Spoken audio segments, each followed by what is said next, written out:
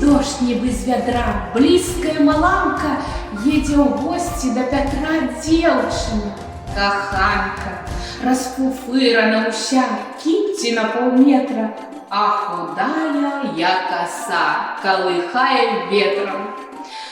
У Пятрухі ж агарод не абдымеш вокам, кожны год даюць прыплод, возы ды кароўка, гусі, качкі, індыкі, куры ды авечкі. Трэба ж мыць яму парткі, тупаць каля печкі. Паляцелі ў бабін кут той дзяўчыны мары. Не каханка трэба тут, а рабыня і саўра. Дзеўка ў хату не зайшла, нібы здула ветром. Наш Пятрусь у жаніхах ходзіць і дагэтуль.